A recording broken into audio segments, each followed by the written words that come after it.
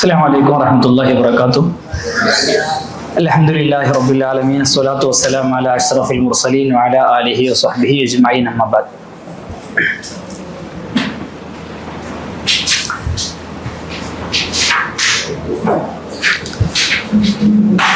സംഘടിത ജിത്തിഹാദിന്റെ മാനം, അതിൻ്റെ പുതിയ കാലങ്ങളിലുള്ള അതിൻ്റെ അപ്ലിക്കേഷൻസ്, വിശിഷ്യ മജാമി ഫിഖഹിയ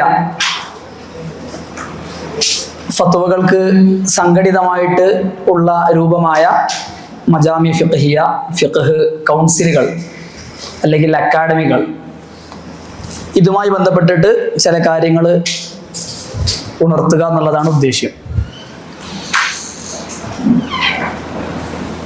മജാമി ഫിഖഹിയ എന്നുള്ളത്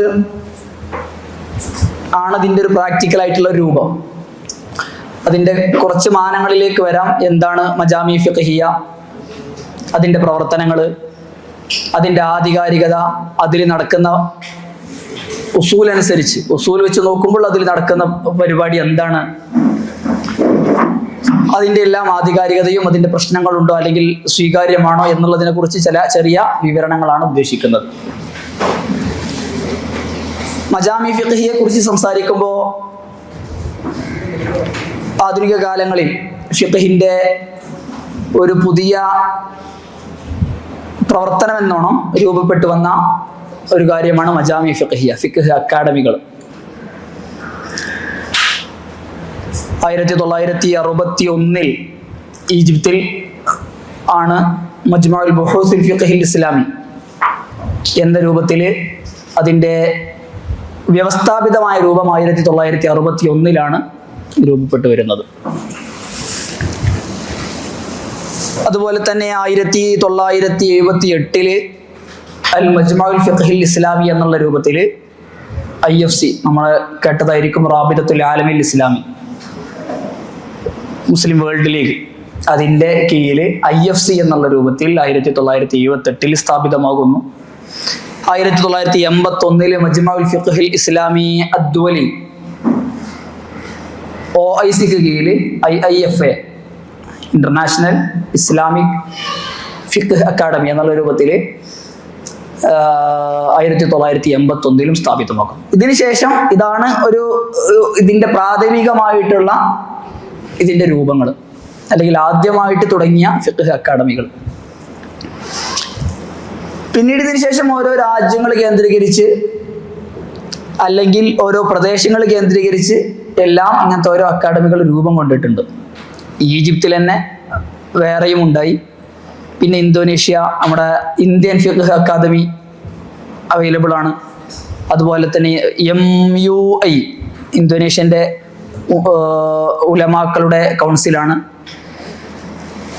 അങ്ങനെ തുടങ്ങി ധാരാളം യൂറോപ്യൻ ഉലമാക്കൾ കൗൺസിലിലെ ഇങ്ങനത്തെ മജ്മകളുണ്ട്. ഇങ്ങനെ തുടങ്ങി അതിനുശേഷം വിവിധമായ രൂപങ്ങളിൽ വിവിധ സംഘടനകൾക്ക് കീഴിൽ ഇങ്ങനത്തെ ഫിഖ് അക്കാദമികൾ രൂപം കൊണ്ടു. ECFR എന്താണ്, യൂറോപ്യൻ കൗൺസിലെ യൂറോപ്യൻ പണ്ഡിതന്മാരുടെ യൂറോപ്യൻ കൗൺസിൽ ഫോർ ഫത്വ ആൻഡ് റിസർച്ച്, ECFR എന്താണ്, യൂറോപ്യൻ പണ്ഡിതന്മാരുടെ ഫിഖ് കൗൺസിലായിട്ട് അറിയപ്പെടുന്നു. ഫിഖ് കൗൺസിൽ എന്ന് പറയുമ്പോൾ, അല്ലെങ്കിൽ ഈ ഫിഖ് അക്കാദമി എന്ന് പറയുമ്പോൾ, നമ്മൾ പരിചയപ്പെട്ട പോലെ പണ്ഡിതന്മാർ, തിരഞ്ഞെടുക്കപ്പെട്ട പണ്ഡിതന്മാർ കൂടിയിരുന്ന് ഒരു വിഷയം, വിശിഷ്യ ആധുനിക വിഷയങ്ങൾ, തുറാസിയായിട്ടുള്ള കിതാബുകൾ, ചർച്ച ചെയ്യാത്ത പുതിയ വിഷയങ്ങൾ ചർച്ച ചെയ്യുകയും അതിന് പരിഹാരം കണ്ടെത്തുകയും ചെയ്യുക എന്നുള്ളതാണ് അവരുടെ ഡ്യൂട്ടി. അതാണ് മിക്ക കൗൺസിലുകളും ചെയ്യുന്നതും. ഇത് നമുക്ക് കൂടുതൽ സ്ഥിരീകരിക്കേണ്ട ആവശ്യമില്ല. കാരണം ഇസ്ലാമിൻ്റെ ആദ്യകാലം മുതലേ ഈ ഒരു രൂപത്തിലായിരുന്നു ഫിഖ് നിലനിന്നത്. നമ്മളൊരു മുജ്തഹിദ് അല്ലെങ്കിൽ ഒരു വ്യക്തിഗത ഇജ്തിഹാദ് എന്നുള്ള രൂപത്തിലൊക്കെ പരിചയപ്പെടുത്താറുണ്ട്. അതോടൊപ്പം തന്നെ ഷൂറ എന്നുള്ളൊരു സാധനം, ഒരു കൺസെപ്റ്റ് ചർച്ച ചെയ്തുകൊണ്ട് തീരുമാനം ഉണ്ടാക്കുക, അത് റസൂൽ സല്ലല്ലാഹു അലൈഹി വസല്ലം തങ്ങളുടെ കാലത്ത് തന്നെ, സ്വഹാബത്തിന്റെ കാലത്ത്, ഓരോ കാലത്തും ഇങ്ങനെ നിലനിന്ന് വന്നിട്ടുണ്ട്. അംറുഹും ശൂറാ ബൈനഹും എന്നൊക്കെ ഖുർആനിലുള്ള തെളിവുകളാണല്ലോ. പ്രധാനമായിട്ടും ഒരു മഷ്വറന്റെ രൂപമാണ് ഇതിൽ വരുന്നത്. പണ്ഡിതന്മാർ കൂടിയിരുന്ന് ചർച്ച ചെയ്തൊരു വിഷയത്തെ തീരുമാനമാക്കുക എന്നുള്ളത്. മഹാനായ അലി ഇബ്നു അബീ ത്വാലിബ് റളിയല്ലാഹു അൻഹു പ്രവാചകർ സല്ലല്ലാഹു അലൈഹി വസല്ലം തങ്ങളോട് ചോദിക്കുന്നുണ്ട്, പുതിയ പ്രശ്നങ്ങളുള്ള പരിഹാരം എങ്ങനെ കാണും ചോദിച്ചപ്പോ, ഇജ്മാലുൽ ആലിമീൻ വശാവിറുഹും ഫിൽ അംർ. ഇതിൽ ഒരു വിഷയത്തിൽ പണ്ഡിതന്മാരായ അറിവുള്ളവരെ എന്താക്കുക, എല്ലാവരെയും ഒരുമിച്ച് കൂട്ടിയിട്ട് അവരോട് മുശാവറ നടത്തിയിട്ട് പ്രശ്നത്തിന് പരിഹാരം കണ്ടോ എന്ന് മഹാനായ പ്രവാചകർ സല്ലല്ലാഹു അലൈഹി വസല്ലം തങ്ങൾ അലി റളിയല്ലാഹു അൻഹുവിനോട് പറയുന്നുണ്ട്.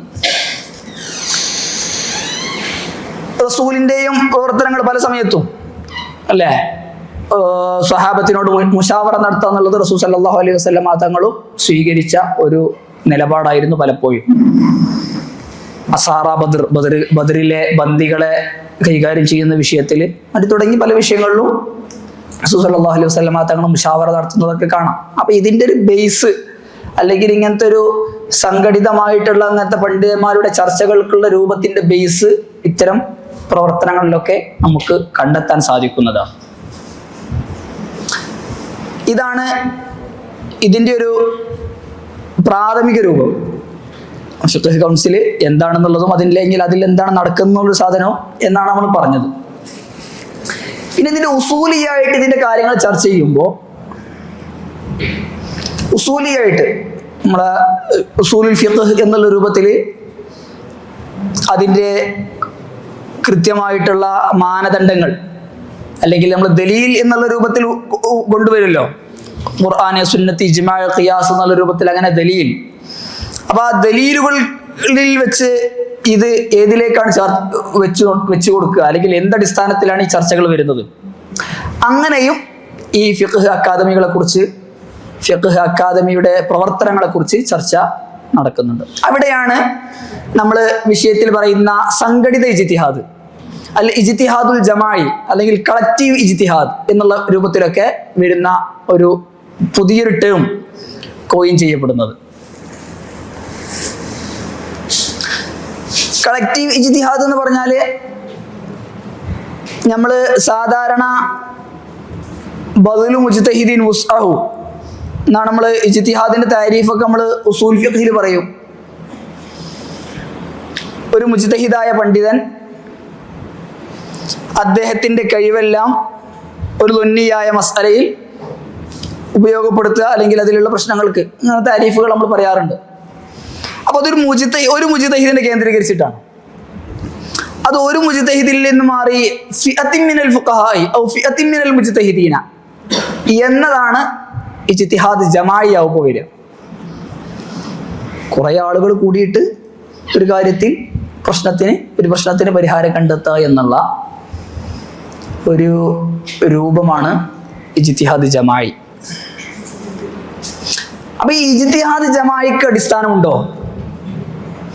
ഇജ്തിഹാദ് ജമാഇക്ക് നമ്മൾ നേരത്തെ പറഞ്ഞ കാര്യങ്ങളൊക്കെ ഒരു അടിസ്ഥാനമായിട്ട് പരിഗണിക്കപ്പെടുന്നുണ്ട്. നമ്മൾ നേരത്തെ പറഞ്ഞല്ലോ മുഷാവറ എന്നുള്ള സാധനം, കുറെ പണ്ഡിതന്മാർ ഒരുമിച്ച് കൂടിയിട്ട് പ്രശ്നങ്ങൾക്ക് പരിഹാരം നൽകുക എന്നുള്ളത് സ്വഹാബത്ത് ചെയ്തതാണ്. മഹാനായ അബൂബക്കർ സിദ്ദീഖ് റളിയല്ലാഹു അൻഹു വിശിഷ്യ നമുക്കറിയാം, അബൂബക്കർ സിദ്ദീഖ് റളിയല്ലാഹു അൻഹു ഉമർ റളിയല്ലാഹു അൻഹു ആയിരുന്നു ഇങ്ങനത്തെ സ്വഹാബത്തിലെ ഏറ്റവും പരിഗണനീയമായ പണ്ഡിതന്മാരെ പരിഗണിച്ച് അവരോടൊക്കെ മദീനയിൽ തന്നെ, അല്ലെങ്കിൽ ഹിജാസ് വിട്ടു പോകരുത്, യാത്ര പോകരുത്, കാരണം ഇങ്ങനത്തെ പ്രശ്നങ്ങൾക്കൊക്കെ പരിഹാരം നിർദ്ദേശിക്കാൻ നിങ്ങളൊക്കെ ഉണ്ടാവണം എന്നതിനാൽ അവരോടൊക്കെ അവിടെ നിന്ന് പോവരുത് എന്ന് വിലക്കുകയും, അങ്ങനെ പ്രശ്നങ്ങൾ എന്തെങ്കിലും വന്നാൽ അബൂബക്കർ സിദ്ദീഖ് റളിയല്ലാഹു അൻഹു ഖുർആനിലും ഹദീസിലും കണ്ടിട്ടില്ലെങ്കിൽ ആളുകളിലേക്ക് ഇറങ്ങും, അല്ലെങ്കിൽ ഒരു മുഷാവറ ഉണ്ടാവും, ഒരു കൂട്ടം പണ്ഡിതന്മാരുണ്ടാവും, അവരോട് ചോദിക്കും. അവർക്കില്ലെങ്കിൽ മൊത്തത്തിലുള്ള ജനങ്ങളിലേക്ക് എന്ന് പറഞ്ഞാൽ ആരെങ്കിലും റസൂൽ സല്ലല്ലാഹു അലൈഹി വസല്ലം തങ്ങളിൽ നിന്ന് ഇവിഷയകമായിട്ട് വല്ലതും കേട്ടിട്ടുണ്ടോ, ഇല്ലെങ്കിൽ അങ്ങനെ മൊത്തത്തിൽ ഈ പണ്ഡിതന്മാരുടെ സഭ തീരുമാനിക്കുന്ന തീരുമാനങ്ങൾ അംഗീകരിക്കുകയായിരുന്നു പതിവ്. അപ്പൊ ആ ഒരു രൂപം പണ്ട് മുതലേ ഉണ്ട്. അപ്പൊ ഇജ്തിഹാദ് ജമാഇ എന്നുള്ളതിന്റെ കൺസെപ്റ്റ് പണ്ട് മുതലേ ഉണ്ട് എന്നാണ് നമ്മൾ പറഞ്ഞത്. മാത്രമല്ല ഈ കൺസെപ്റ്റ് ഇക്കാലത്ത് വന്നതാണെങ്കിലും ഇതിനുള്ള ഉദാഹരണങ്ങളായിട്ട് ധാരാളം ഈ നേരത്തെ പറഞ്ഞ ഉദാഹരണങ്ങൾക്ക് പുറമെ സമകാലിക യുഗത്തിൽ അല്ലെങ്കിൽ കുറെ കാലങ്ങൾക്ക് ശേഷം നമ്മുടെ ഫത്താവ ആലംഗീരിയെ കേട്ടിട്ടുണ്ടാവും അല്ലെ? ഫത്താവ ഹിന്ദിയ എന്നുള്ള രൂപത്തിലൊക്കെ അറിയപ്പെടുന്ന ഹനഫി മദ്ഹബിലെ ക്രോഡീകൃതമായിട്ടുള്ള ഏകദേശം 6 വാള്യങ്ങളുള്ള ഫത്വയുടെ കിതാബ്. 40ഓളം പണ്ഡിതന്മാർ ഒരുമിച്ചിരുന്നുണ്ടാക്കിയ കിതാബാണത്. ഏകദേശം 8 വർഷങ്ങളെടുത്ത് 1040കളിലോ മറ്റാണ് അത് ഉണ്ടാക്കുന്നത്. നമ്മുടെ ഔറംഗസീബിന്റെ കൽപ്പന പ്രകാരം നമ്മൾ പഠിച്ചതായിരിക്കും. അപ്പോൾ അതൊരു കളക്റ്റീവ് ഇജ്തിഹാദിന്റെ പ്രൊഡക്റ്റ് ആയിരുന്നു എന്ന് ചർച്ചകൾ നടക്കാറുണ്ട്. അല്ലെങ്കിൽ കളക്റ്റീവ് ഇജ്തിഹാദിന്റെ ഒരു പ്രാഥമിക രൂപം ഇങ്ങനെയും ഉണ്ടായിരുന്നു, അല്ലെങ്കിൽ അതിന്റെ പ്രൊഡക്റ്റുകൾ മുമ്പേ എന്തായിട്ടുണ്ട്, വന്നിട്ടുണ്ട് എന്നത്, ഉടലെടുത്തിട്ടുണ്ട് എന്നുള്ളതിന്റെ ഉദാഹരണമായിട്ട് ഫത്താവ ആലംഗീരിയ അല്ലെങ്കിൽ ഫത്താവ ഹിന്ദിയ ഒക്കെ പരിചയപ്പെടുത്തപ്പെടാറുണ്ട്. അതുപോലെ തന്നെ മജല്ലത്തുൽ അഹ്കാമിൽ ആദിലിയ നമ്മൾ അതും പഠിച്ചതായിരിക്കും. ഉസ്മാനി ഖിലാഫത്തിന്റെ കാലത്ത് തഖ്നീൻ, നമ്മുടെ അതും ഹനഫി മദ്ഹബാണ്, വിശിഷ്യ ഹനഫി മദ്ഹബ് അടിസ്ഥാനത്തിൽ കോടതികൾക്ക് വേണ്ടിയിട്ട് നിയമം ആക്കാൻ വേണ്ടിയിട്ട് കർമ്മശാസ്ത്ര വിധികളെ ഒരുമിച്ച് കൂട്ടുക. അങ്ങനെ ഒരുമിച്ച് കൂട്ടി ഗ്രന്ഥം ആക്കിയതാണ് മജല്ലത്തുൽ അഹ്കാമിൽ ആദിലിയ. അപ്പൊ ഇതൊക്കെ ഒരു സംഘടിതമായിട്ടുള്ള പണ്ഡിതന്മാരുടെ ശ്രമത്തിന്റെ ഭാഗമായിരുന്നു. ഇതൊക്കെ കളക്റ്റീവ് ഇജ്തിഹാദിന്റെ ഭാഗമായിട്ട് എണ്ണപ്പെടാറുണ്ട്, അല്ലെങ്കിൽ അതിന്റെ പ്രൊഡക്റ്റുകളായിട്ട് എണ്ണപ്പെടാറുണ്ട്. പിന്നെ ഇതുമായിട്ട് ചർച്ച ചെയ്യുമ്പോൾ കളക്റ്റീവ് ഇജ്തിഹാദിനെ അല്ലെങ്കിൽ ഇജ്തിഹാദ് ജമാഇയെ നമ്മൾ ജമാഅത്ത് എന്നതിനെ പരിചയപ്പെടുത്തപ്പെടാറ്, അല്ലെങ്കിൽ അതിനെ ഉസൂലിലേക്ക് കൊണ്ടുവരുമ്പോൾ ഉള്ളൊരു ഒരുമിച്ച് കൂട്ടിയിട്ടുള്ള ഒരു ഉസൂൽ അസുല്, അതിനെ സാധാരണ പറയുന്നത് ഇജ്മാ ആണ് അല്ലേ? ഇജ്മാ കൃത്യമായിട്ടുള്ള ഒരു മുസ്തലഹായിട്ട് അതിന് ഒരു മാനങ്ങൾ ഉണ്ടെങ്കിലും പണ്ഡിതന്മാർ ഒരുമിച്ച് കൂടിയിട്ടുള്ള അഭിപ്രായം രൂപപ്പെടുക എന്നുള്ളതിന് ഇജ്മാ എന്നാണ് പറയാ. അപ്പൊ ചില ആൾക്കാരൊക്കെ ഇതിന്റെ അസ്ലായിട്ട് ഇജ്മാഇനെ പരിചയപ്പെടുത്തിയത് കാണാം. യൂസുഫുൽ ഖറളാവി ഒക്കെ അദ്ദേഹത്തിന്റെ അൽ ഇജ്തിഹാദുൽ മുആസിർ എന്നുള്ള ഇടത്തൊക്കെ അദ്ദേഹം പരിചയപ്പെടുത്തുന്നുണ്ട് ഫിഖ്ഹ് അക്കാദമികളെ, അല്ലെങ്കിൽ അൽ ഇജ്തിഹാദുൽ ജമാഇ. ഇജ്തിഹാദുൽ ജമാഇ എന്ന് പറഞ്ഞാല് പണ്ഡിതന്മാരുടെ ഈ അഭിപ്രായം രൂപീകരിക്കുക, പണ്ഡിതന്മാർ ഒരുമിച്ച് കൂടി അഭിപ്രായം രൂപീകരിക്കുക എന്നുള്ളത് അത് ഇജ്മാഇന്റെ ഭാഗമാണ്.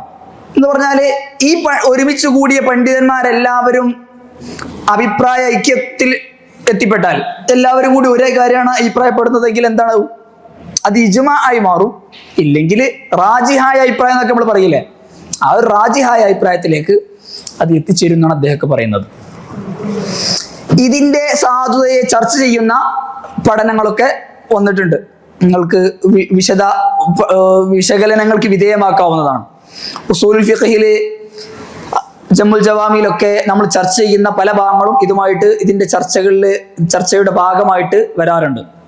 എന്ന് പറഞ്ഞാൽ ഇത്തിഫാഖ് മുജ്തഹിദിൽ ഉമ്മത്തിലെ മുജ്തഹിദീങ്ങൾ എല്ലാവരും കൂടി ഒരുമിച്ച് കൂടിയിട്ട് ഒരു കാര്യം തീരുമാനാക്കുക എന്നുള്ളതാണ് എന്ത്, ഇജ്മാ അല്ലേ? അപ്പൊ എല്ലാ മുജ്തഹിദീങ്ങളും ഒരുമിച്ച് കൂടി ഒരു കാര്യം പ്രസ്താവിക്കുക എന്നുള്ളതാണ് ഇജ്മാ.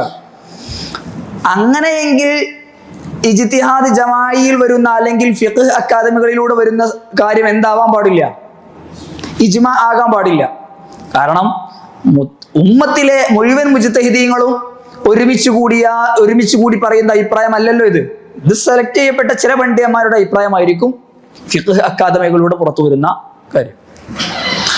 അപ്പൊ അങ്ങനെ ആകുമ്പോൾ ചർച്ചകൾ വിശാലമാകും. എന്ന് പറഞ്ഞാൽ എല്ലാവരും ഒരുമിച്ച് കൂടണോ? കുറച്ച് ആൾക്കാർ ആ അഭിപ്രായത്തിൽ നിന്ന് വിട്ടു നിന്നാൽ എന്തെന്ന് പറയോ, ഇജ്മാ എന്ന് പറയോ എന്നുള്ള വിശദമായ ചർച്ചകൾ ജമ്മുൽ ജവാമിയിലടക്കം വിശദമായിട്ട് വന്നിട്ടുണ്ട്. ഒരാള് എതിരഭിപ്രായം പറഞ്ഞാൽ അത് ഇജ്മാ ആവോ? രണ്ടാൾ പറഞ്ഞാൽ അത് ഇജ്മാ ആവോ? അല്ല, അങ്ങനെ അഭിപ്രായ ഭിന്നതകൾ പലതുണ്ട്. തൊബരി ഇമാമിന് ഇബ്നു ജരീർ തൊബരി പോലുള്ള പണ്ഡിതന്മാരൊക്കെ ഒരാള് ആയാൽ എന്തില്ല, കുഴപ്പമില്ല എന്ന് പറയുന്ന അഭിപ്രായങ്ങളൊക്കെ എതിര് പറഞ്ഞാൽ കുഴപ്പമില്ല എന്നുള്ള അഭിപ്രായങ്ങളൊക്കെ ജമുൽ ജവാമിലൊക്കെ ഉദ്ധരിക്കുന്നുണ്ട്. അപ്പൊ അതൊക്കെ ഇതിന്റെ കീഴിൽ വരും. അപ്പൊ ഒരു മെജോറിറ്റിയുടെ അഭിപ്രായം മാത്രമാണോ ഇജ്മാ? ഭൂരിഭാഗം ആൾക്കാർ ഒരു കാര്യം പറഞ്ഞാൽ അത് ഇജ്മായിട്ട് പരിഗണിക്കാൻ പറ്റുമോ എന്നുള്ള കാര്യങ്ങളൊക്കെ ഇതിന്റെ കീഴിൽ വരുന്നു. അപ്പൊ അതനുസരിച്ച് ഇജ്മാഇന്റെ ഒരു ഭാഗമായിട്ട് ഇതിനെ പരിഗണിക്കാം എന്ന് പറഞ്ഞ ആളുകൾ ഒരു വശത്തുണ്ട്. പിന്നെ അതോടൊപ്പം തന്നെ ഇതിനെ ചർച്ചകൾക്ക് വിധേയമാക്കിയ ധാരാളം പണ്ഡിതന്മാരുണ്ട്. അൽ ഇജ്തിഹാദുൽ ജമാഇ ഫിൽ ഫിഖ്ഹിൽ ഇസ്ലാമി എന്നുള്ള പേരിൽ ഖാലിദ് ഹുസൈൻ ഖാലിദ് എന്നൊരു ഗ്രന്ഥം നിങ്ങൾക്ക് അവൈലബിൾ ആണ്. അദ്ദേഹം ഈ ഇജ്തിഹാദ് ജമാഇയെ കുറിച്ച്, അതിൻ്റെ വിശകലനങ്ങളെ കുറിച്ച് ഒക്കെ വിശദമായിട്ട് ചർച്ച ചെയ്യുന്നുണ്ട്.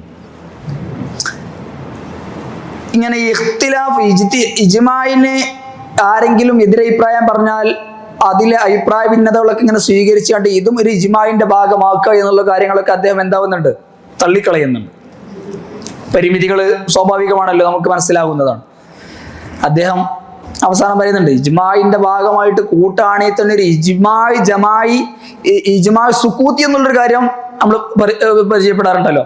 ഒരു വിഭാഗം പണ്ഡിതന്മാർ എന്താവുക, ഒരു കാര്യം പറയാ, ബാക്കിയുള്ളവര് സുക്കൂത്ത് പാലിക്കുക, അറിഞ്ഞിട്ട് സുക്കൂത്ത് പാലിക്കുക എന്നുള്ളൊരു കാര്യം. അപ്പൊ അതിന്റെ ഭാഗമായിട്ടൊക്കെ ഇതിനെ പരിഗണിക്കുകയാണെങ്കിൽ അതാണ് പരിഗണിക്കേണ്ടത് എന്നൊക്കെ അദ്ദേഹം പറയുന്നുണ്ട്. എങ്ങനെയായാലും അദ്ദേഹം കൂടെ കൊണ്ടുവരുന്ന ഒരു കാര്യമാണ് ഇജ്മാ എന്നുള്ളതൊന്നും ഇതിനെക്കുറിച്ച് പറയാൻ പറ്റില്ല. ആണെങ്കിൽ ഒരു ഇജ്മാ എന്നുള്ളത് ഒരു മുസ്തലഹ് ഉസൂലി ഫിഖ്ഹി ആയിട്ടുള്ള ഒരു മുസ്തലഹാണ്. എല്ലാ പണ്ഡിതന്മാരും കൂടി ഒരു കാര്യത്തിൽ ഒരുമിച്ച് കൂടുക എന്നുള്ള ഒരു മുസ്തലഹ് നിലവിലുള്ളതാണ്. അതിന് പകരം ഒരു വിഭാഗം പണ്ഡിതന്മാർ ഒരുമിച്ച് കൂടിയിട്ട് ഒരു കാര്യം പറയുക എന്നുള്ളത് ഇജ്തിമാ എന്നുള്ള രൂപത്തിൽ പുതിയൊരു മുസ്തലഹാക്കിയിട്ട് നമുക്ക് ഉപയോഗിക്കാം എന്നല്ലാതെ ഇജ്മാഇന്റെ ഗണത്തിൽ ഇതിനെ പെടുത്താൻ പറ്റൂല എന്നുള്ളതൊക്കെ അദ്ദേഹം വിശദീകരിക്കുന്നുണ്ട്. ഓക്കെ, അപ്പോ അതാണ് ഇജ്മാഇന്റെ ഗണത്തിലേക്ക് പെടുത്തിയിട്ടൊരു പണ്ഡിതന്മാർ അല്ലെങ്കിൽ അങ്ങനെ ഒരു ചർച്ച നടക്കുന്നുണ്ടെന്നാണ് നമ്മൾ ആദ്യം പറഞ്ഞത്. അപ്പോ ഇജ്മാ എന്ന് പറഞ്ഞാൽ ഇത്തിഫാഖ് മുജ്തഹിദിൽ ഉമ്മത്താണ്. ഉമ്മത്തിലെ മുജ്തഹിദീങ്ങളുടെ ഏകോപനമാണ്. മുജ്തഹിദീങ്ങളായ പണ്ഡിതന്മാര് ഒരു കാര്യത്തിൽ ഗവേഷണം നടത്തി അതിൽ അഭിപ്രായം ഉണ്ടാവുക എന്നുള്ളതാണ്. അപ്പൊ പിന്നെ ഇജ്തിഹാദ് നടക്കുന്നുണ്ടോ എന്നുള്ള മറ്റൊരു ചർച്ചയിലേക്ക് ഇത് പോകും.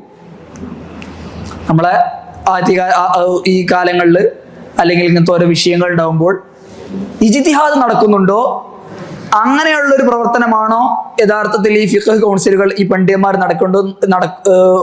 നടത്തുന്നത് എന്ന മറ്റൊരു വിഷയത്തിലേക്കാണ് ഇത് പിന്നീട് എത്തിച്ചേരുക. അപ്പോഴും ഇതേപോലെ ചർച്ചകൾ വരും. എന്ന് പറഞ്ഞാല് നമ്മൾ ഇജ്തിഹാദിന്റെ ബാബുകൾ അടഞ്ഞു എന്നുള്ള ചർച്ചകളൊക്കെ ഒരു ഭാഗത്തുണ്ട്. അതോടൊപ്പം പുതിയ കാലങ്ങളിൽ ധാരാളം ചർച്ച ചെയ്യപ്പെടുന്ന ഒരു കാര്യമാണ് തജ്സിയത്തുൽ ഇജ്തിഹാദ് എന്നുള്ളത്. കേട്ടിട്ടുണ്ടാവും. ഇജ്തിഹാദ്, ഭാഗികമായ ഇജ്തിഹാദ്. ഒരു പണ്ഡിതൻ ഒരു വിഷയങ്ങളിലുള്ള എല്ലാ കാര്യങ്ങളും ഹദീസാവട്ടെ ഖുർആനാവട്ടെ എല്ലാം സ്വരൂപിച്ചു, അല്ലെങ്കിൽ അതിനെക്കുറിച്ചൊക്കെ കൃത്യമായിട്ടുള്ള അവഗാഹം അദ്ദേഹത്തിന്റെ പക്കലുണ്ട്. സാധാരണ പറയുന്ന മുജ്തഹിദിന് വേണ്ടിയിട്ടുള്ള മലക്കൊക്കെ അദ്ദേഹത്തിന്റെ പക്കലുണ്ട്. മുഴുവൻ ശരീഅത്തിലെ എല്ലാ ബാബുകളിലെയും എല്ലാ കാര്യങ്ങളിലെയും എല്ലാ തെളിവുകളും മറ്റൊന്നും സ്വരൂപിച്ചിട്ടില്ലെങ്കിലും ഒരു ഗവേഷകൻ, ഒരു വിഷയത്തിലുള്ള ഗവേഷകൻ ആ വിഷയത്തിലുള്ള എല്ലാ കാര്യങ്ങളും എന്തായിട്ടുണ്ട്, ഒരുമിച്ച് കൂട്ടിയിട്ടുണ്ട്. അങ്ങനെയെങ്കിൽ ആ വിഷയത്തിൽ അദ്ദേഹത്തിന് എന്താക്കാൻ പറ്റുമോ, ഗവേഷണം അല്ലെങ്കിൽ ഇജ്തിഹാദ് എന്നുള്ളൊരു കാര്യം ചെയ്യാൻ പറ്റുമോ പറ്റൂല എന്നുള്ള ചർച്ചകളുണ്ട്. അതും ഉസൂൽ ഫിഖ്ഹിന്റെ ഗ്രന്ഥങ്ങളിൽ ചർച്ച ചെയ്തതാണ്. തജ്സിയത്തുൽ ഇജ്തിഹാദ് ജായിസ് ആണെന്നുള്ളതാണ് ധാരാളം പണ്ഡിതന്മാര്, അത് മുംകിനാണ് എന്നുള്ളതാണ് ധാരാളം പണ്ഡിതന്മാര് ചർച്ച ചെയ്തത്. മഹാനായ താജുദ്ദീൻ സുബ്കി, മഹാനായ ഇമാം റാസി, ഇവരൊക്കെ തജ്സിയത്തുൽ ഇജ്തിഹാദിനെ പിന്തുണ നൽകിയവരാണ്. അപ്പൊ അങ്ങനെ സാധ്യമാണ് എന്നുള്ളത്. അപ്പൊ അതേപോലെ അത് ഇവിടേക്ക് വരും, നമ്മളെ ഫിഖ് കൗൺസിലിലേക്ക്. അപ്പോൾ ഇങ്ങനെ ഗവേഷണത്തിന് സാധ്യതയുള്ള, കൃത്യമായിട്ട് ഓരോ വിഷയങ്ങളിൽ യഥാർത്ഥത്തിൽ അവഗാഹം നേടിയ പണ്ഡിതന്മാർ, ആ പണ്ഡിതന്മാർ കൂടിയിരുന്ന് ചർച്ച ചെയ്യുന്ന കാര്യമാണ് ഇജ്തിഹാദ് ജമാഇ എന്നുള്ള രൂപത്തിൽ. ഇപ്പം നമ്മൾ ഇജ്തിഹാദ് എന്നുള്ള രൂപത്തിലേക്ക് അത് വെക്കുകയാണെങ്കിൽ തന്നെ ഇജ്തിഹാദ് ജമാഇ എന്നുള്ള ഒരു വിഷയം ആണ് നമ്മൾ പറഞ്ഞത്. പിന്നെ ഇതിനെക്കുറിച്ച് പറയുമ്പോൾ ഈ ഇജ്തിഹാദ് ജമാഇ എന്നുള്ളൊരു കാര്യം അല്ലെങ്കിൽ ഫിഖ്ഹ് അക്കാദമികളുടെ പ്രവർത്തനങ്ങൾ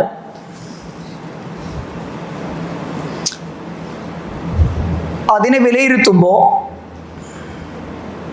മഹാനായ ഷെയ്ഖ് സയ്യിദ് റമദാൻ അൽ ബൂത്തിയൊക്കെ ഇജ്തിഹാദ് ജമാഇ എന്നുള്ളത് മിൻ ഈജാബിയാത്തി ദൗരി സാദിസ് മിൻ താരീഖിൽ മദ്ഹബി അൽ ഇസ്ലാമി, ഫിഖ്ഹിന്റെ ചരിത്രം ഇങ്ങനെ നോക്കുമ്പോൾ ഏകദേശം ഓരോ താരീഖ് എഴുതിയ പണ്ഡിതന്മാർക്കനുസരിച്ച് അതിൻ്റെ ദൗറുകൾ വ്യത്യസ്തമായി കൊണ്ടുവന്നിട്ടുണ്ട്.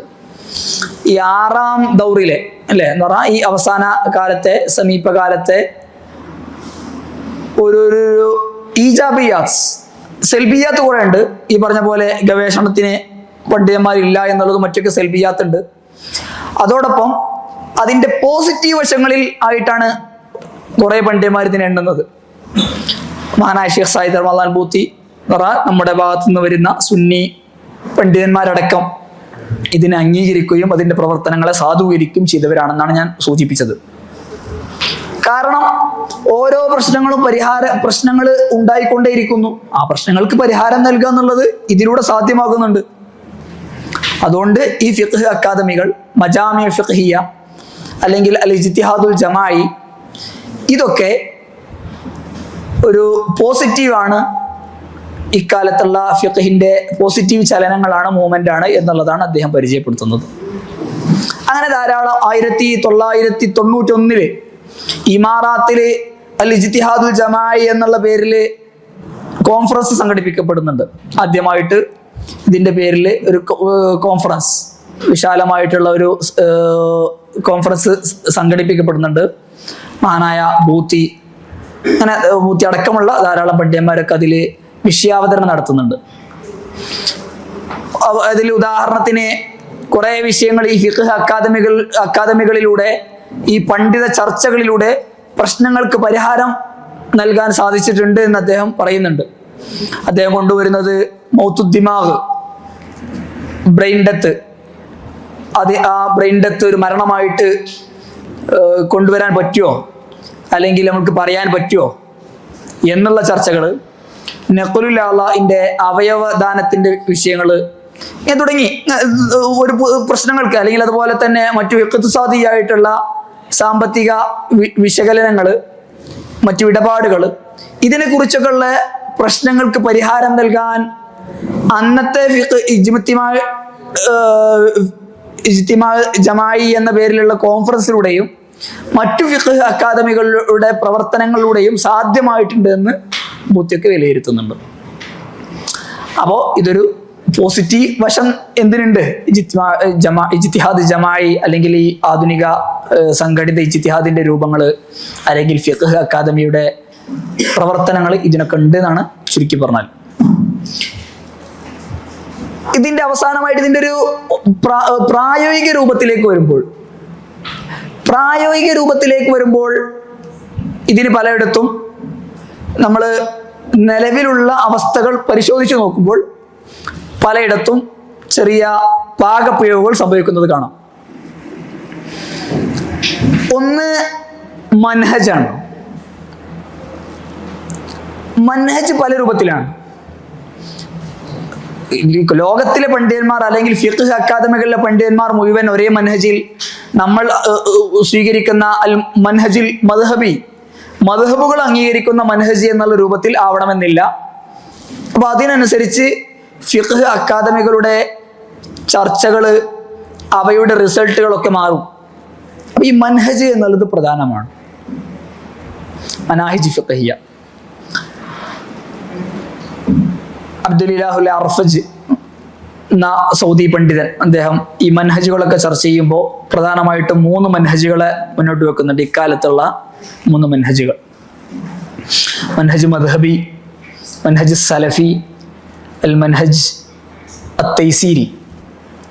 അതിനെ ഓരോന്നിനും കൃത്യമായിട്ടുള്ള ഉദാഹരണങ്ങൾ കൊണ്ടുവന്ന് വിശകലനം നടത്തി എന്തുകൊണ്ടാണ് അൽ മൻഹജുൽ മദ്ഹബി എന്നുള്ളത് അത്യാവശ്യമാകുന്നത് എന്ന് അദ്ദേഹം ചർച്ച ചെയ്യുന്നുണ്ട്, വിശദീകരിക്കുന്നുണ്ട്. അപ്പൊ ഈ മൻഹജ് മാറുന്നതിനനുസരിച്ച് ഇതിന്റെ റിസൾട്ടുകൾ മാറുമ്പോൾ അത് ബാധിക്കുന്നത് പൊതുജനങ്ങളെയാണ്. മൻഹജു സലഫി എന്ന് പറഞ്ഞാൽ നമ്മുടെ സലഫിയത്തിന്റെ സലഫിയ അല്ലെങ്കിൽ സലഫിസം എന്ന പേരിൽ ഉടലെടുത്ത മദ്ഹബുകളോട് കൂറുപുലർത്താത്ത ഒരു മൻഹജ്. മൻഹജ് മദ്ഹബി എന്ന് പറഞ്ഞാൽ ഈ 4 മദ്ഹബുകളുടെ ചട്ടക്കൂടിൽ നിൽക്കുന്ന. നമ്മൾ ഇജ്തിഹാദ് എന്ന് നേരത്തെ പരിചയപ്പെടുത്തുന്നതും ഒരിക്കലും ഇജ്തിഹാദ് മുത്തലഖ് എന്നുള്ള സാധനങ്ങളൊന്നും അല്ലട്ട് ആരും പരിചയപ്പെടുത്തുന്നത്. ഉസൂലിനെ ഉണ്ടാക്കുക അല്ലെങ്കിൽ ഉസൂലിയായിട്ടുള്ള ചർച്ചകളിലേക്ക് കടക്കുന്ന ഒരു ഇജ്തിഹാദ് എന്നുള്ളതല്ല പറഞ്ഞ പണ്ഡിതന്മാരും ചർച്ച ചെയ്യുന്നത്. ഇജ്തിഹാദ് ഉണ്ട് അല്ലെങ്കിൽ ഇജ്തിഹാദ് നടക്കുന്നു എന്ന് പറയുന്ന പണ്ഡിതന്മാരും ആ രൂപത്തിലുള്ള ഇജ്തിഹാദ് അല്ല പറയുന്നതെന്നാണ് ഞാൻ സൂചിപ്പിച്ചത്. മറിച്ച് മദ്ഹബ് ബേസ് ചെയ്തിട്ടുള്ള ബുദ്ധിയൊക്കെ വിശകലനം ചെയ്യുന്നത് കാണാം. അദ്ദേഹത്തിന്റെ മുഹാളറ ഫിഖ് മുഖാരിനെ കുറിച്ചിട്ടുള്ള അദ്ദേഹത്തിന്റെ കിതാബ് അവൈലബിൾ ആണ്. അതിലൊക്കെ അദ്ദേഹം പറയുന്നുണ്ട് ഈ ഷാഫി അല്ലെങ്കിൽ ഹനഫി ഇങ്ങനത്തെ ഈ മദ്ഹബുകൾ ബേസ് ചെയ്തിട്ട് അതിൻ്റെ നിബന്ധനകൾക്ക് വിധേയമായിട്ട് ഉള്ള ചർച്ചകൾ, അതിനുള്ളിലുള്ള കാര്യങ്ങൾക്ക് ചർച്ച ചെയ്തുകൊണ്ട് അതിൻ്റെ ഉസൂലുകൾ ബേസ് ചെയ്തിട്ട് ഇങ്ങനെ പുതിയ പ്രശ്നങ്ങൾക്ക് പരിഹാരം കണ്ടെത്തുക എന്നുള്ള അതാണ് അദ്ദേഹം ഇജ്തിഹാദ് കൊണ്ട് അല്ലെങ്കിൽ അതാണ് ഉദ്ദേശിക്കുന്നത്. അപ്പോ മൻഹജാണ്, മൻഹജ് സലഫ്. മൻഹജ് തൈസീരി എന്ന് പറഞ്ഞാൽ ഇങ്ങനെ എല്ലായിടത്തും നമ്മൾ മദ്ഹബിനെ പിന്തുടരുന്നിടത്ത് ചിലപ്പോൾ നമ്മൾ പറയാറുണ്ട് തൽഫീഖ് പാടില്ല അല്ലെങ്കിൽ തതബ്ബുർ റുഖ്സ് പാടില്ല നമ്മൾ പറയാറുണ്ട്. റുഖ്സകളെ മാത്രം തേടിപ്പിടിച്ച് അന്വേഷിച്ച് നടക്കാൻ പാടില്ല എന്ന് നമ്മൾ പറയാറുണ്ട്. അപ്പൊ അങ്ങനെ തതബ്ബുർ റുഖ്സ് ഇങ്ങനെ എളുപ്പത്തിന്റെ മാർഗങ്ങൾ മാത്രം സ്വീകരിച്ച് അതിനെന്തെങ്കിലും രൂപങ്ങളുണ്ടോ, ആരെങ്കിലും എന്തെങ്കിലും അഭിപ്രായങ്ങൾ പറഞ്ഞിട്ടുണ്ടോ എന്നത് മാത്രം അന്വേഷിച്ച് അങ്ങനെ തീരുമാനങ്ങൾ പറയുന്ന ഒരു മൻഹജ് തൈസീരിയും അവൈലബിൾ ആണെന്ന് അദ്ദേഹം പറയുന്നുണ്ട്. നമ്മുടെ അബ്ദുൽ അർഫജ് നേരത്തെ പറഞ്ഞ മഹാനായ യൂസുഫ് അൽ ഖർളാവിയൊക്കെ അദ്ദേഹം ഉദാഹരിക്കുന്നുണ്ട് ഇതിന്, അദ്ദേഹത്തിന്റെ കുറെ ഫത്വകളൊക്കെ കൊണ്ടുവന്നിട്ട്. അപ്പൊ ഇതിലൊരു പ്രധാന മൻഹജാണ്. പിന്നെ സ്വാഭാവികമായിട്ടും ഈ ഫിഖ് അക്കാദമികൾ നമ്മൾ പ്രായോഗികമായിട്ട് പറയാണ്, ഫിഖ് അക്കാദമികൾ പൊതുവെ നിലകൊള്ളുന്നത് രാഷ്ട്രത്തിന്റെ കീഴിലായിരിക്കും, ഭരണകൂടത്തിന് കീഴിലായിരിക്കും. അപ്പൊ സ്വാഭാവികമായിട്ടുള്ള രാഷ്ട്രീയ താല്പര്യങ്ങൾ അതിൽ വരാറുണ്ട്. ഈ ഫിഖ് അക്കാദമികളിലൂടെ വരുന്ന ചർച്ചകൾ അത് ചിലപ്പോ ശരീഅത്തിനോട് ചിലപ്പോൾ വിരുദ്ധമായിരിക്കാം, അല്ലെങ്കിൽ അപ്രബലമായിരിക്കാം.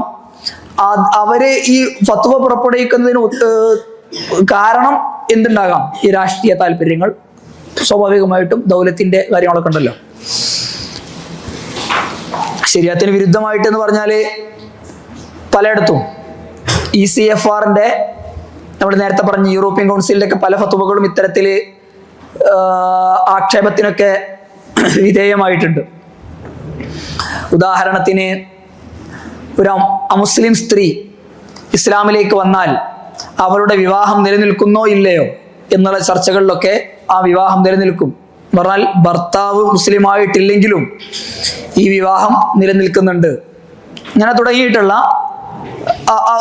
ആ ഭാര്യ ഭർത്തൃ ബന്ധം നിലനിൽക്കുന്നുണ്ട്, അത് വേർപിരിയേണ്ട ആവശ്യമില്ല എന്നുള്ള രൂപത്തിലേക്കുള്ള ഫത്വകളൊക്കെ ECFRന്റെ കീഴിലൊക്കെ വരുന്നുണ്ട്. അതൊക്കെ ചർച്ചകൾക്ക് വിധേയമായിട്ടുമുണ്ട്, ആക്ഷേപത്തിന് വിധേയമായിട്ടുണ്ട്.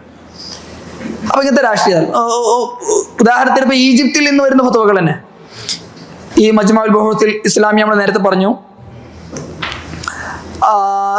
അതിന് കീഴിൽ വരുന്ന ഫിഖ്ഹിലെ മസ്അലകൾ തന്നെ അല്ലെങ്കിൽ അവരുടെ ഫത്വകൾ തന്നെ അവിടുത്തെ ഷെയ്ഖുൽ ഫിഖ് എന്നറിയപ്പെടുന്ന അബ്ദുൽ അസീസ് അശ്ശഹാവി നമുക്കറിയാം അല്ലെ, ഈജിപ്തിലെ ഫിഖ്ഹിന്റെ ഷെയ്ഖായിട്ടുള്ള, അല്ലെങ്കിൽ അദ്ദേഹത്തിന്റെ അഭിപ്രായത്തോട് യോജിക്കണം എന്നില്ല. ഈ ഫിഖ് അക്കാദമികൾ. അപ്പോൾ ഇതിന് പല താല്പര്യങ്ങളുണ്ടാവും. പിന്നെ അതുപോലെ തന്നെ ഈ ടീമിനെ സെലക്ട് ചെയ്യുന്നിടത്തും ചില പാകപ്രയോഗങ്ങൾ സംഭവിക്കാറുണ്ട്. ഈ ഒരു ഫിഖ് അക്കാദമി എന്ന് പറഞ്ഞാൽ ഒരു വിഭാഗം പണ്ഡിതന്മാരാവുമല്ലോ. ആ പണ്ഡിതന്മാരെ സെലക്ട് ചെയ്യുന്നിടത്ത് പറഞ്ഞാൽ രാഷ്ട്രത്തിന് കീഴിലാവുമ്പോൾ ഈ രാഷ്ട്രത്തിന്റെ ഹാൻഡുള്ളവരായിരിക്കും ഈ പണ്ഡിതന്മാരെ തിരഞ്ഞെടുക്കുക. അപ്പൊ അവർക്ക് വേണ്ടിയിട്ടുള്ള സെലക്ഷൻ ഒക്കെ ഉണ്ടാവാറുണ്ട്. ഓക്കെ, അബ്ദുൽ ഖാദിർ ഹുസൈൻ എന്നിവരൊക്കെ ഇതിനെ കുറിച്ച് വിശദീകരിക്കുന്നുണ്ട്. അങ്ങനെ പല കൗൺസിലുകളിലും അങ്ങനെ രാഷ്ട്രത്തിനോട് കൂറുള്ള അല്ലെങ്കിൽ രാഷ്ട്രീയമായിട്ട് തങ്ങളോടൊപ്പം നിൽക്കുന്ന ആളുകളെ തിരഞ്ഞെടുക്കുന്നതും അതുമായി ബന്ധപ്പെട്ടുള്ള ചർച്ചകളൊക്കെ. അങ്ങനെ തുടങ്ങി ചില പ്രായോഗിക പ്രശ്നങ്ങളും ഇതിന് ഉന്നയിക്കപ്പെടാറുണ്ട്. ഇതിനെക്കുറിച്ച് ധാരാളം പഠനങ്ങൾ, വിശദമായിട്ടുള്ള പഠനങ്ങൾ നിലവിൽ നടന്നിട്ടുണ്ട്. ജനങ്ങൾ ഇതിലൂടെ അഭിമുഖീകരിക്കുന്ന പ്രശ്നങ്ങൾ അല്ലെങ്കിൽ അവർക്കുള്ള നേട്ടങ്ങൾ. പ്രശ്നങ്ങൾ എന്ന് പറഞ്ഞാൽ ഒരേ രാജ്യത്ത് തന്നെ വ്യത്യസ്ത ദായറകൾ ഉണ്ടാവും അല്ലെങ്കിൽ അക്കാദമികൾ ഉണ്ടാവും. അപ്പൊ ഒരു വിഷയത്തിൽ ഒരു അക്കാദമി ഒരു അഭിപ്രായം പറയും, അതേ വിഷയത്തിൽ മറ്റൊരു അക്കാദമി വേറൊരു അഭിപ്രായം പറയും. അങ്ങനെയൊക്കെ നടന്നിട്ടുണ്ട്. ഉദാഹരണത്തിന് ഇപ്പോ ഈജിപ്തിലെ നമ്മൾ നേരത്തെ പറഞ്ഞു മജ്മഉൽ ബുഹൂസിൽ ഇസ്ലാമി എന്നുള്ള ഈജിപ്തിലെ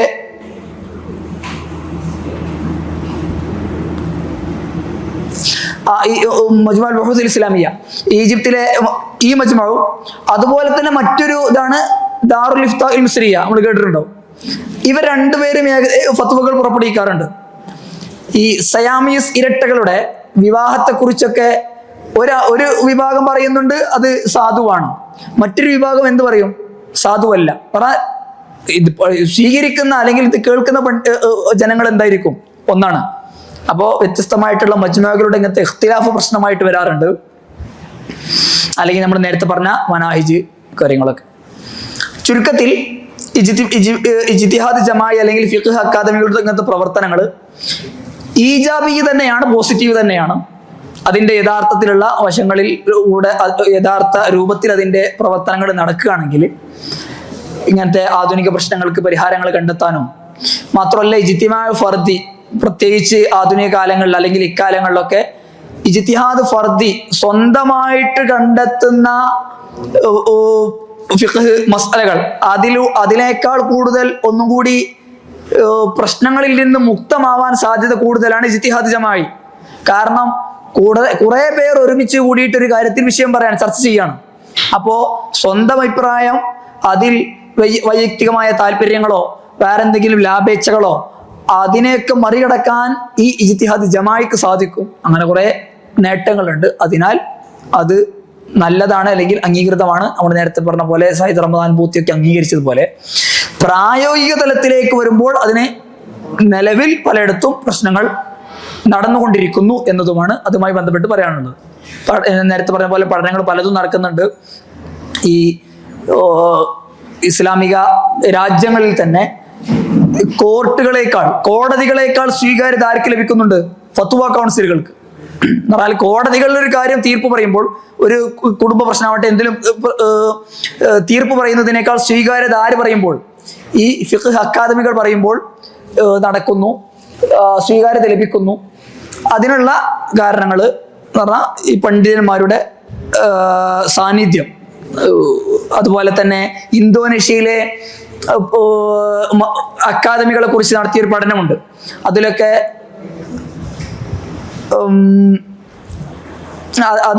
ഒരു പറയുന്നത് പണ്ഡിതന്മാരുടെ സാന്നിധ്യത്തിനനുസരിച്ച് എന്ത് വരും? ഫിഖ് അക്കാദമികളുടെ ഫത്വകൾക്ക് പ്രാധാന്യം ലഭിക്കും അല്ലെങ്കിൽ ആധികാരികത ലഭിക്കും എന്നുള്ളതാണ്. അക്കാദമി എന്നുള്ള രൂപത്തിൽ അതിന് പ്രാധാന്യം ലഭിക്കുന്നതിനേക്കാൾ കൂടുതൽ ആരാണ് ഇതിൽ സൈൻ ചെയ്യുന്നത്, അല്ലെ? ഫിഖ് അക്കാദമികളിൽ ചിലപ്പോൾ ചില പണ്ഡിതന്മാരുണ്ടാകാം, ചില പണ്ഡിതന്മാരുടെ സാന്നിധ്യം ഇല്ലാതിരിക്കാം. അപ്പൊ ആ സാന്നിധ്യത്തിനനുസരിച്ചാണ് ഇതിന്റെ ആധികാരികത അല്ലെങ്കിൽ ജനങ്ങളുടെ സ്വീകാര്യത. ഈ ഫത്വകളുടെ ജനങ്ങളുടെ സ്വീകാര്യതയെ കുറിച്ചുള്ള പഠനങ്ങളുണ്ട്. അതിനുള്ള എതിർപ്പുകളെ കുറിച്ചുള്ള പഠനങ്ങളും ഒക്കെ അവൈലബിൾ ആണ്. കൂടുതൽ പഠനങ്ങൾക്ക് അല്ലെങ്കിൽ വിശകലനങ്ങൾക്ക് വിധേയമാക്കുക.